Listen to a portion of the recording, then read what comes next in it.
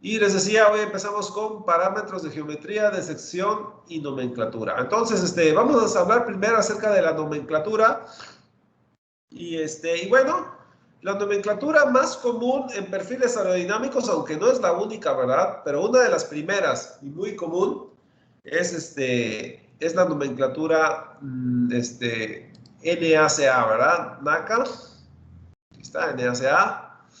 Y bueno, la designación NACA obedece, ¿verdad? Son siglas, ¿verdad? De cierto comité. Y bueno, pues es el de Estados Unidos, ¿verdad? Es el comité, digamos, pues de Asesoría Nacional para Aeronáutica, ¿verdad? Fue fundado en 1915 y se deshizo en 1958, pero solo para cambiar de nombre. Entonces, después cambió a lo que se llama lo que es la NASA. Y bueno, lo que pasa es que cuando era NACA, ¿verdad?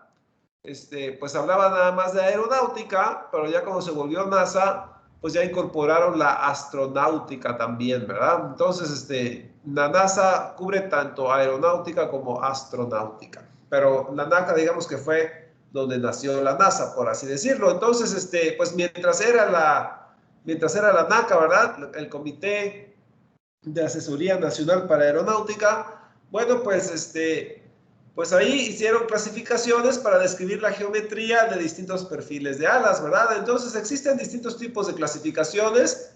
Existen clasificaciones de 4 dígitos, aunque también los hay de 5 y de 6, ¿verdad? Nosotros vamos a ver la clasificación de 4 dígitos, que es la más popular, ¿verdad? Y bueno, la nomenclatura de 4 dígitos se describe así. Y vamos a verlo a la par con un ejemplo, ¿verdad?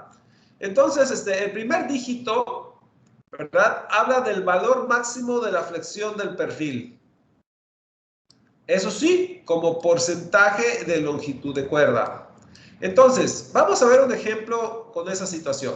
Imagínense ustedes un perfil flexionado, ¿verdad? A diferencia de un perfil simétrico, ¿verdad? Un perfil simétrico, la línea de cuerda lo parte a la mitad. En un perfil con cierta flexión, bueno, pues exhibe cierta curvatura, ¿verdad? Entonces, bueno, pues tenemos nosotros la línea de cuerda, pero luego tenemos aquí la línea de mediano espesor, ¿verdad?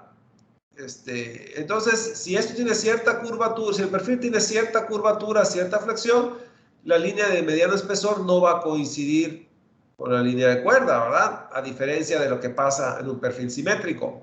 Entonces, aquí lo que vamos a hacer es que vamos a buscar la mayor distancia que existe entre la línea de mediano espesor con la línea de cuerda, ¿verdad? A lo largo de toda la cuerda. Entonces, a lo largo de toda la cuerda vemos que aquí, ¿verdad? Aquí está la máxima distancia entre esas dos líneas. Y bueno, y expresamos esa distancia, la máxima, ¿verdad? Como porcentaje de longitud de cuerda. Entonces, si la cuerda mide C, ¿verdad? Esta distancia se expresa como una fracción de C. Entonces, para este ejemplo, si decimos que la máxima flexión, o sea, la máxima distancia entre la línea de mediano espesor y la línea de cuerda es el 4% de la cuerda, bueno, pues ese 4% pasa a ser el primer dígito de la nomenclatura. Entonces, el primer dígito es la máxima flexión expresado como porcentaje de longitud de cuerda. Aquí 4% de C, bueno, 4 es el primer dígito. Ahora bien, ahora si nos fijamos en este otro ejemplo, aquí tenemos un perfil simétrico. Al haber un perfil simétrico, no hay flexión de perfil. Entonces la línea de mediano espesor coincide con la línea de cuerda. Entonces, pues la máxima flexión es 0, no hay máxima flexión. Y cuando no hay máxima flexión, pues el primer dígito es 0, ¿verdad? Entonces, perfiles simétricos tienen primer dígito 0. Perfiles que no son simétricos, uno ubica la máxima flexión, la expresa como porcentaje de longitud de cuerda y ese porcentaje es el primer dígito. Bueno, vamos con el segundo dígito. Ahora, vamos a acordarnos de dónde ocurrió esto, ¿verdad? ¿Dónde ocurrió esto? Entonces, eso está a cierta posición con respecto a la nariz del perfil, si lo quieren ver así, ¿verdad? Al borde anterior, ¿verdad? Es el nombre formal, el borde anterior. Y entonces, esta distancia también la expresamos como una fracción de longitud de cuerda. Entonces, vamos a imaginarnos que para este caso, ¿verdad? Esta máxima flexión ocurre a 4/10 de la cuerda con respecto al borde anterior. Entonces, a esa longitud de la ubicación de la máxima flexión con respecto al borde anterior, expresado como décimo de longitud de cuerda, ese sería el segundo dígito, ¿verdad? Entonces, segundo dígito son décimas de longitud de cuerda donde está ubicada la máxima flexión con respecto al borde anterior. Obviamente, aquí donde es simétrico no hay flexión. Si no hay flexión, pues el segundo dígito vale 0. Entonces, perfiles simétricos tienen sus primeros dos dígitos en 0. Perfiles que tienen alguna flexión, pues los dos primeros dígitos hacen referencia al tamaño de la flexión y a la distancia con respecto al borde anterior. Entonces ahí está el segundo dígito, ¿verdad? Segundo dígito, distancia desde el borde anterior al punto de máxima flexión. Todo en décimos de longitud de cuerda, lo que acabo de explicar. Ahora vamos con el tercer y cuarto dígito. El tercer y cuarto dígito hace referencia al espesor máximo. Entonces, a medida que yo voy avanzando sobre la cuerda, ¿verdad? Hay distintos espesores, ¿verdad? Hay distintos espesores en cada punto del recorrido, pero hay un espesor máximo. Y ese espesor máximo, ¿verdad? Se expresa como porcentaje de longitud de cuerda. Entonces, a esa distancia del espesor máximo, la expreso como porcentaje de longitud de cuerda y para este ejemplo sería el 10% de la cuerda. Bueno, pues aquí está, ¿verdad? El 10% de longitud de cuerda. Y para el otro ejemplo lo mismo, ¿verdad? Buscamos distintos espesores, ¿verdad? Distintos espesores hasta que ubicamos el máximo. Aquí el máximo es el 12%, ¿verdad? Esta distancia es el 12% de longitud de cuerda, ¿verdad? Aquí está. Entonces, aquí, bueno, pues metemos el 12, ¿verdad? Son los últimos dos dígitos. Entonces, con esos 4 dígitos, pues tenemos, expresamos más o menos dónde ocurre cuál es la máxima flexión, dónde ocurre y cuál es el máximo espesor. Esos 3 datos son los que entran en la nomenclatura de 4 dígitos de la designación NACA, ¿verdad? NACA. Entonces, es una designación muy común y entonces, bueno, pues es útil conocer eso, ¿verdad? Bueno, entonces, ahora, puede ser, ¿verdad?, que con esto no baste. Es decir, a esta designación de 4 números, en ocasiones se le pone un guión con 2 números adicionales, simplemente para especificar un poquito más la geometría. Entonces, fíjense bien. Entonces les decía, en ocasiones algunas modificaciones estándar se designan con un sufijo de 2 dígitos. Claro, precedidos por un guión. Ahora, ¿esas modificaciones en qué consisten? Bueno, número 1, el primer dígito del sufijo se refiere al radio de curvatura del borde anterior en escala de 0 a 6. Entonces, 6 se refiere al 6% de la cuerda. 0 se refiere al 0% de la cuerda. Entonces, si ustedes se fijan en la nariz del perfil, ¿verdad? Vamos a hacerlo aquí más grande. Si ustedes se fijan en la nariz del perfil tiene cierto radio de curvatura, ¿verdad? La nariz del perfil tiene cierto radio de curvatura. Entonces, este radio de curvatura puede ser tan pequeño como 0. Si el radio de curvatura es 0, significa que termina en pico, ¿verdad? O sea, que tiene un filo, ¿verdad? Entonces, eso correspondería a la escala del 0, ¿verdad? 0 significa radio de curvatura 0. Significa que termina en filo, ¿verdad? Y luego, puede llegar hasta un máximo de 6. 6 se refiere al 6% de la cuerda. Entonces, si esto tiene una cuerda de tanto, el máximo radio de curvatura que puedo tener es de 6% de la cuerda, ¿verdad? 6% de la cuerda. 0,6 C, ¿verdad? 0.06C. Es el máximo radio de curvatura que puede tener el borde anterior. Entonces, el primer dígito del sufijo es el porcentaje de longitud de cuerda que tiene el radio de curvatura el borde anterior. Entonces, uno puede tener cierto espesor, cierta flexión, pero también, ¿cómo se define qué tan redondo es el borde anterior? Bueno, pues ahí ya se tendría que agregar un sufijo. Ahora, el default, ¿verdad? El estándar es 6% de la cuerda. Entonces, estos dos perfiles que ustedes ven acá no tienen sufijo. No tienen sufijo. Si no tienen sufijo, significa que el radio de curvatura es 6. Es el 6% de la cuerda. Entonces, en estos dos casos, si no hay sufijo, significa que hay un radio de curvatura de 6, ¿verdad? Por un lado, ¿verdad? Pero por otro lado, recuerden que son dos dígitos del sufijo. El segundo dígito del sufijo hace referencia a la posición del máximo espesor.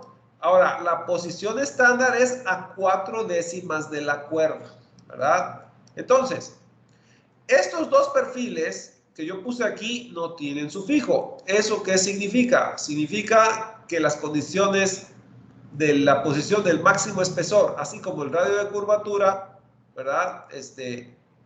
Son condiciones estándar. Entonces, ¿qué son condiciones estándar? Bueno, condiciones estándar significa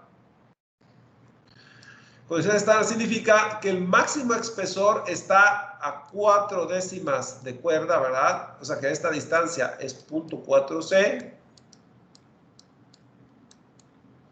y que el radio de curvatura es 0.06C, ¿verdad? 0.06C. Entonces, si el radio de curvatura es 0.06C y la distancia del máximo espesor al borde anterior es 0.4C, entonces no hay sufijo, ¿verdad? Entonces, obviamente, aquí donde no hay sufijo, también el radio de curvatura es el 6% de la cuerda y el máximo espesor está en 0.4C, ¿verdad? Bueno, aquí lo puse un ladito porque si no iba a estar sobrepuesto, ¿verdad? Y no se iba a distinguir. Pero bueno, por eso lo dibujé a un lado, ¿verdad? Pero se entiende que esto está en 0.4C también, ¿verdad?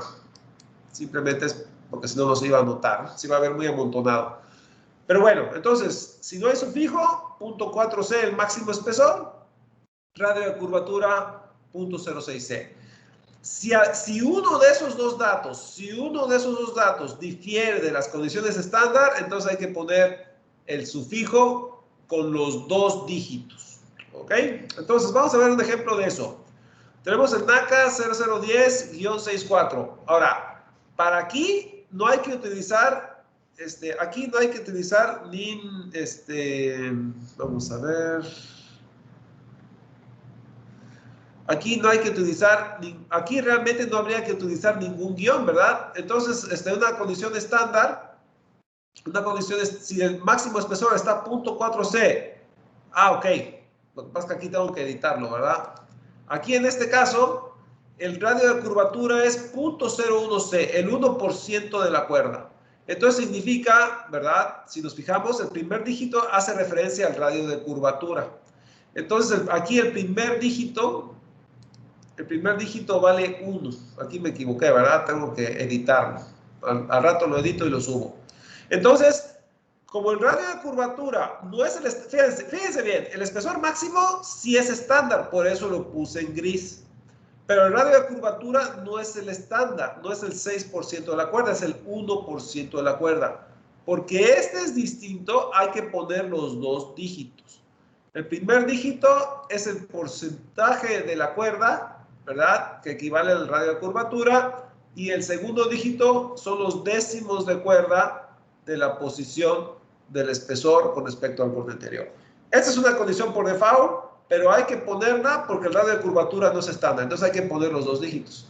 Entonces, bueno, pues ahí está un ejemplo de esta regla, ¿verdad? Entonces esto lo tengo que editar, al rato lo edito y lo subo. Bueno, vamos a dar ahora acerca de otras cosas, ¿verdad? Ya hablamos de cómo clasificar, ¿verdad? Cómo clasificar la sección transversal del ala. Pero ahora vamos a clasificar también la forma del ala, ¿verdad? Visto desde arriba. Entonces imagínense que este es un avión, viéndolo desde arriba, ¿verdad?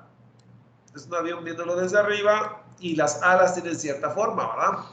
Entonces, bueno, entonces B es la envergadura, C es la cuerda y el ala más sencilla es el ala rectangular, ¿verdad? Tenemos 4 tipos de ala de acuerdo a su área tangencial AP. Entonces tenemos el ala rectangular como la más sencilla, ¿verdad? Aquí viene el flujo de frente, lo estamos viendo desde arriba. Y yo les decía que tanto las fuerzas de sustentación como las de arrastre ocurrían en el centro aerodinámico. Entonces, si nos vamos al inicio de la clase de ayer, yo les decía que tanto la sustentación como el arrastre, ¿verdad? Esas fuerzas se aplican en un punto que es el centro aerodinámico. Ahora bien, el centro aerodinámico, ¿dónde está? El centro aerodinámico se encuentra, se puede demostrar matemáticamente, ¿verdad? Que se encuentra a una cuarta parte de la cuerda. Entonces, a partir del borde anterior. Entonces, si una vez que uno identifica el borde anterior, a una cuarta parte de recorrido sobre la línea de cuerda, ¿verdad? Ahí se va a encontrar el centro aerodinámico, ¿verdad? En C sobre 4. El centro, ahora, sobre toda la envergadura, cada envergadura tiene una sección, ¿verdad? Cada envergadura tiene una sección. Entonces, cada sección, por así decirlo, ¿verdad? Cada sección tiene su propia sustentación y arrastre, ¿verdad? Si nos vamos arriba, ¿verdad? Cada sección tiene su propia sustentación y arrastre. Recuerden que el arrastre y la sustentación son fuerzas distribuidas, ¿verdad? Claro, si yo sumo todas las sustentaciones y todos los arrastres, ¿verdad? Entonces, yo voy a tener un total y ese total va a actuar sobre el centro, ¿verdad? Entonces, sobre el centro voy a tener, obviamente, el centro aerodinámico siempre está a una cuarta parte. Entonces, cada sección en su centro aerodinámico tiene su sustentación y su arrastre. Pero ya como total, la resultante de todas las sustentaciones se concentraría en el centro, ¿verdad? Y el arrastre también. Pero siempre sobre la línea de centro aerodinámico, a una cuarta parte de la cuerda, ¿verdad? Entonces, ahí es donde se concentran las fuerzas de sustentación y de arrastre. Ahí se ubica el centro aerodinámico. Ahora, eso es para un ala rectangular. Vamos a ver el segundo tipo de geometría, ala con barrido. Ahora bien, para el ala con barrido, para el ala con barrido, barrido significa que está inclinado, ¿verdad? Entonces ya no es, el borde anterior ya no es perpendicular al flujo, sino que ya tiene cierta inclinación, ¿verdad? Ya tiene cierta inclinación. Ahora, puede haber un barrido distinto en el borde anterior que en el borde posterior, ¿verdad? No necesariamente tiene que estar a la misma inclinación. Pero bueno, barrido significa que los bordes están inclinados. Entonces, aquí tengo el borde anterior con cierto ángulo de inclinación, ¿verdad? Y aquí tengo el borde posterior también con cierto ángulo de inclinación, ¿verdad? Ahora, nomenclatura. Vamos a hablar de nomenclatura. Vamos a llamar a esta lambda mayúscula el ángulo de barrido, ¿verdad? Y si ustedes ven estas siglas, LE viene del inglés, significa borde anterior. Del inglés viene leading,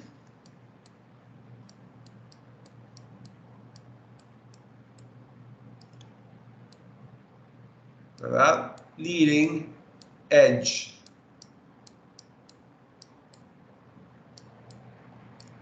Entonces, edge significa borde, ¿verdad? El borde. Y leading significa el borde que lidera, es decir, el borde anterior, el borde de adelante, ¿verdad? Entonces, lambda LE sería el ángulo de barrido del borde anterior. Ahora, también hay un ángulo de barrido del borde posterior, ¿verdad? Si ustedes se fijan acá, pues aquí también hay otro ángulo de barrido, ¿verdad? Ese ángulo de barrido vendría siendo lambda TE. Okay. Ahora, el TE, ¿qué significa? Bueno, pues la E es de edge, que significa borde, pero T es trailing.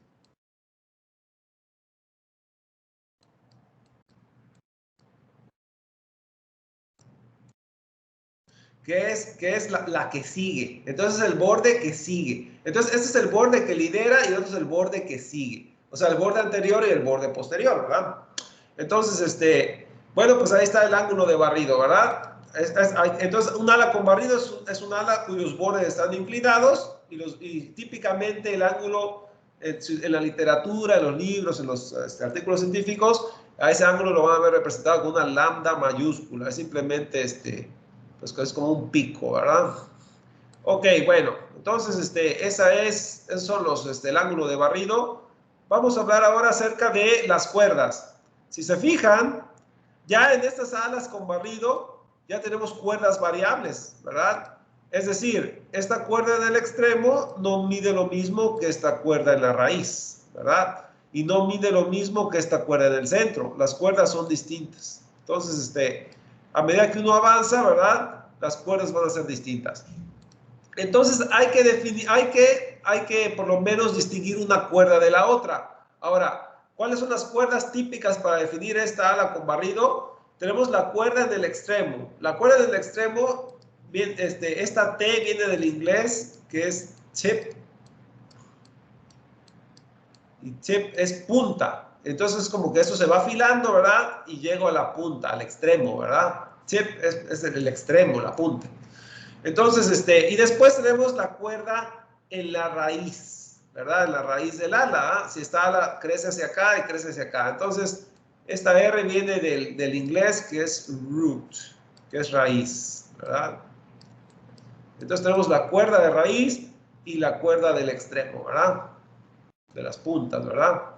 Ok, entonces, y si se fijan también, obviamente, ¿verdad? Hay un montón de cuerdas de distintas longitudes aquí, ¿verdad? Pero lo cierto es que el centro aerodinámico siempre se encuentra a una cuarta parte de la cuerda. Entonces, cada una de estas secciones tiene su centro aerodinámico a una cuarta parte de la cuerda. Entonces, hay una línea que describe el lugar geométrico de todos los centros aerodinámicos, donde se concentran todas las sustentaciones y arrastres de cada sección, ¿verdad? Bueno, entonces ahí está la nomenclatura, ¿verdad? Para un ala con barrido. Bueno, vamos a hablar ahora de ala trapezoidal sin barrido. Entonces, aquí tengo un ala con barrido que es trapezoidal, ¿verdad? Porque si esta cuerda es distinta a esta, pues esto es un trapezoide, ¿verdad? Esto es un trapezoide. Entonces yo aquí tengo un ala trapezoidal con barrido, porque tanto el borde anterior como el borde posterior están inclinados. Pero también puedo tener un ala trapezoidal sin barrido. Sin barrido significa, otra vez, tengo trapezoides en las alas, ¿verdad? Es decir, tengo una cuerda de raíz, tengo una cuerda en el extremo. Eso hace que sea un ala trapezoidal. Pero aquí es sin barrido. ¿Por qué es sin barrido?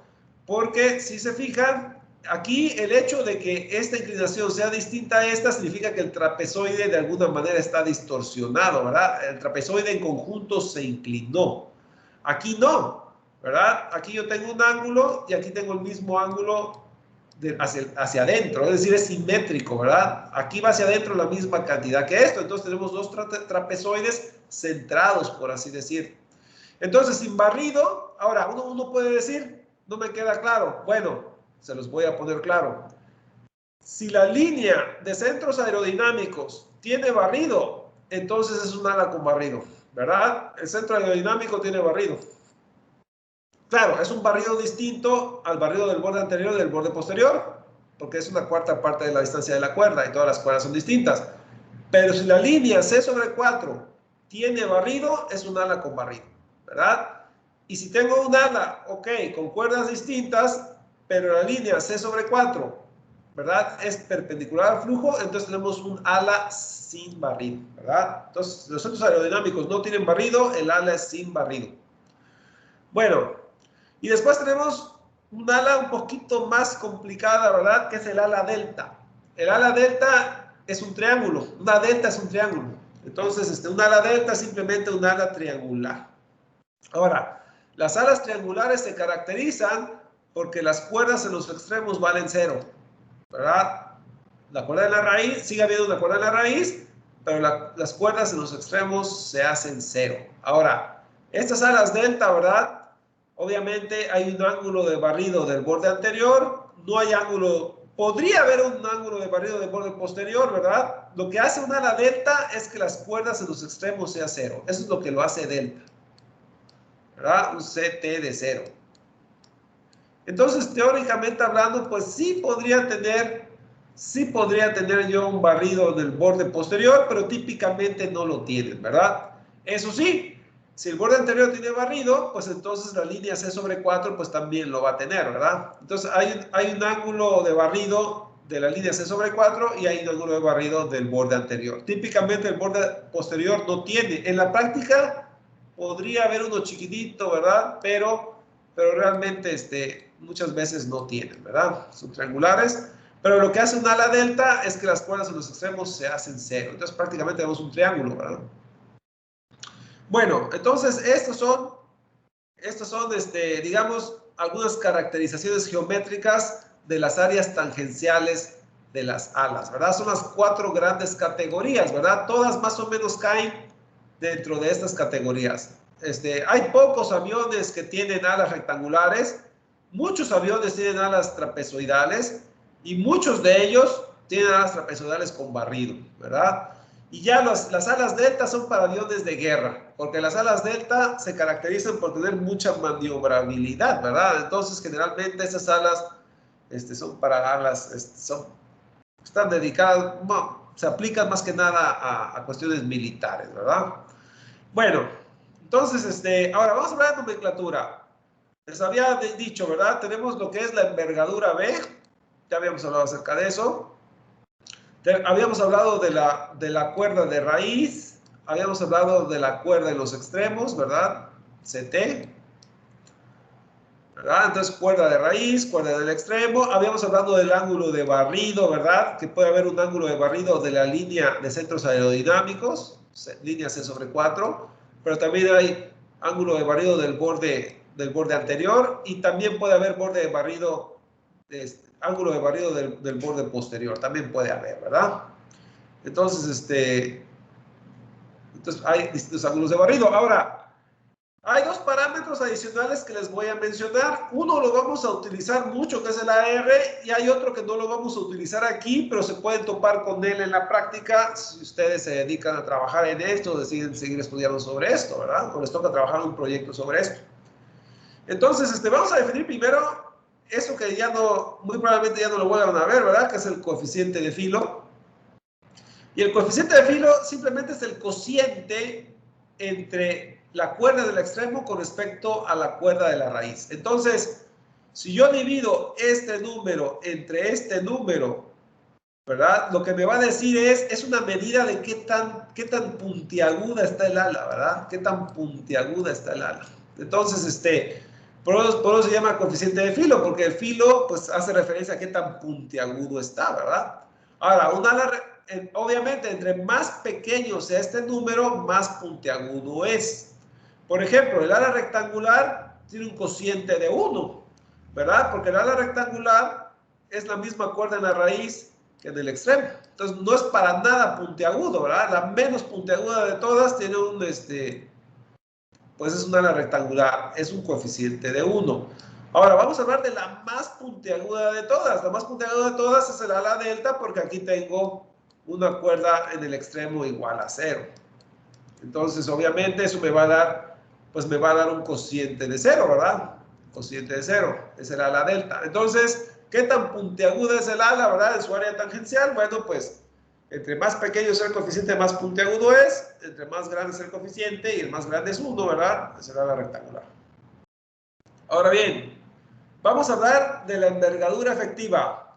Así como hablamos de envergadura, también existe lo que es la envergadura efectiva. La envergadura efectiva es una medida de qué tan ancha es el ala para la cuerda que tiene, ¿verdad? Entonces, si yo divido B entre el C promedio, ¿verdad? Aquí el C promedio sería algo así, ¿verdad? Sería la C promedio. Entonces, B entre C promedio me va a dar la envergadura efectiva, el AR. El AR viene del inglés, que es aspect ratio, aspect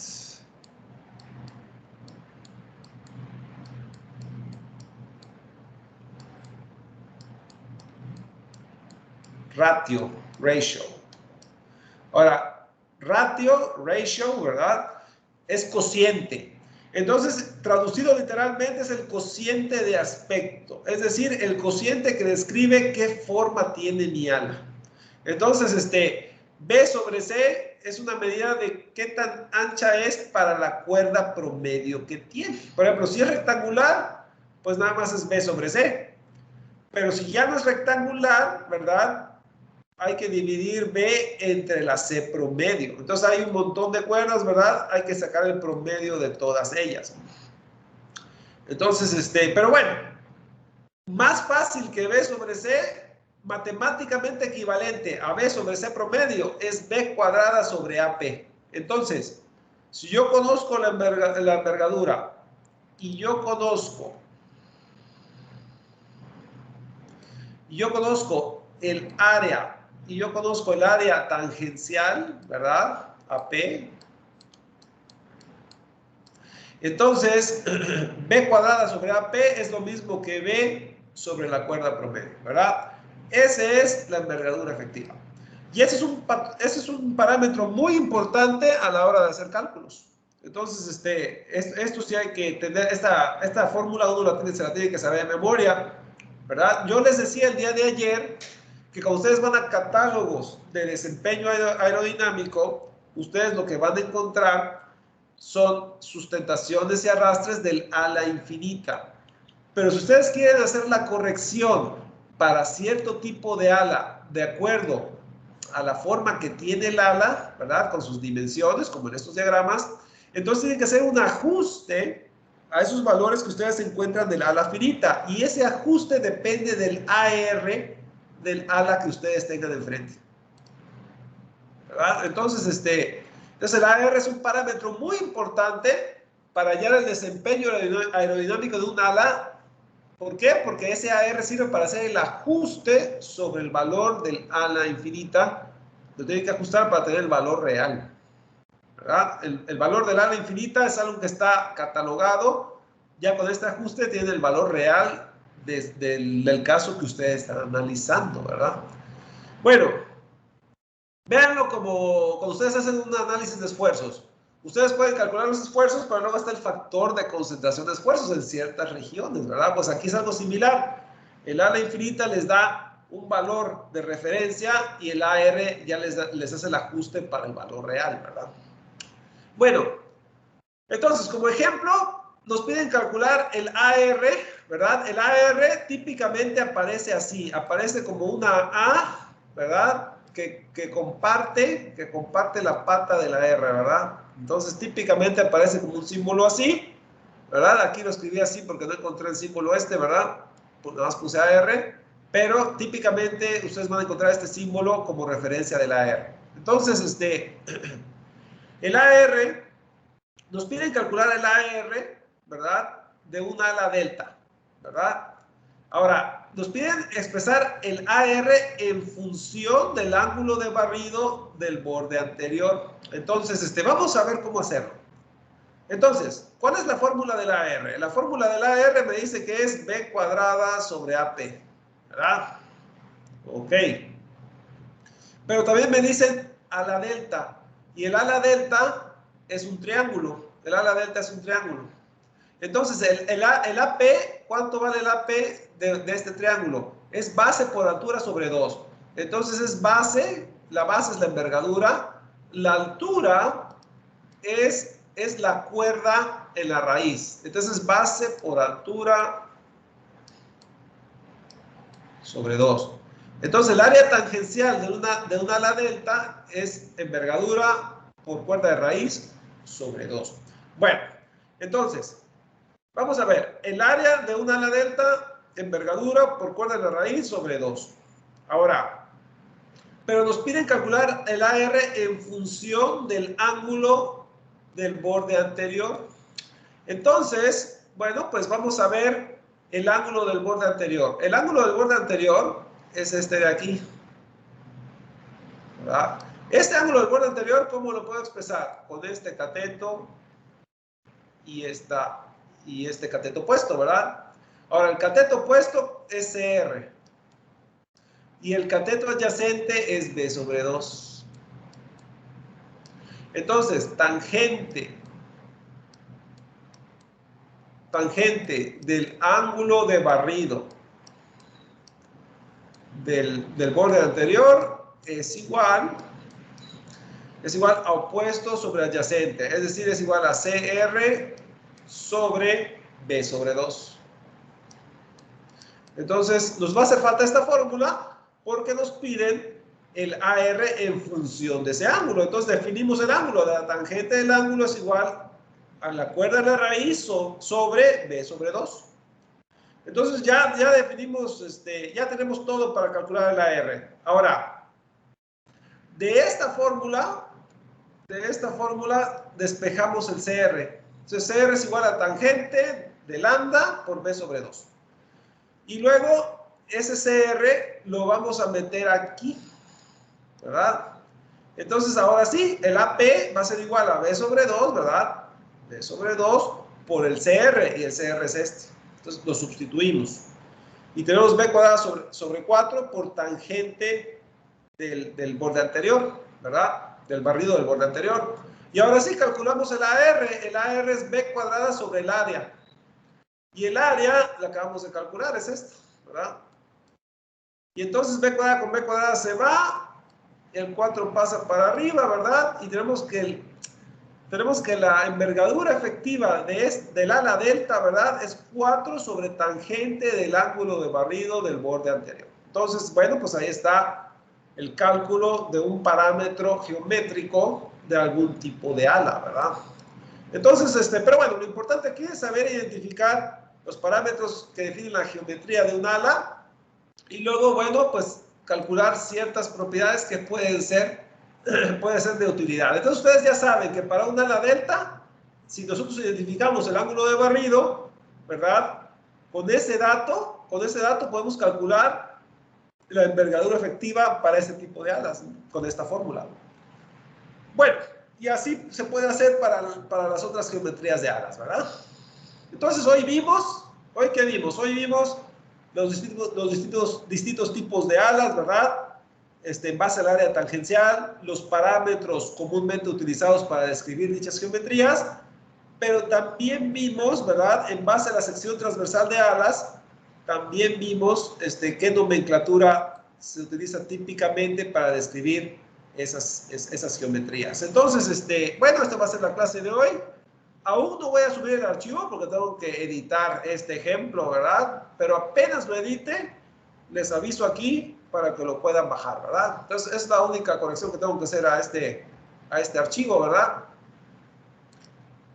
Bueno, pero bueno, antes de despedirme, ¿alguna pregunta o comentario? ¿Todo bien? Bueno. Profe, es que ese archivo nos lo subió ayer. Ya se los envié ayer. Ok. Entonces, ahorita lo corrijo. Voy a quitar el que está ahí y lo voy a sustituir con este nuevo. Apenas lo haga, les pongo una publicación aquí para que ya baje la versión corregida. Gracias, Abel. Ok. Entonces, bueno, pues es todo por hoy, ¿verdad? El día de mañana ya vamos a ver gráficas de desempeño de alas. Es más, aquí les voy a dar una ligera asomada a la clase de mañana, ¿verdad? La clase de mañana vamos a ver un perfil de ala como este, ¿verdad? Y a ese perfil de ala hay curvas CL versus alfa y CD versus alfa. Les voy a explicar por qué estas curvas, con estas formas, les voy a explicar qué es lo que está pasando físicamente, cómo se ven las líneas de corriente y qué es lo que está pasando, ¿verdad? Para poder interpretar las gráficas. Ahora, estas gráficas son para alas infinitas, ¿verdad? Pero hay un efecto en los extremos, ¿verdad? más adelante, ¿verdad? Hay un efecto en los extremos que modifica todo. Y entonces, de acuerdo al AR de su ala, ustedes podrían modificar el valor sobre la gráfica. Mañana hablaremos acerca de todo eso, ¿verdad? Entonces, no me quiero meter en más detalle, ¿verdad? Es un adelanto de la clase de mañana. Entonces, es todo por hoy, ahí lo dejamos. Ahorita edito el archivo y se lo subo. Entonces, dejo de grabar.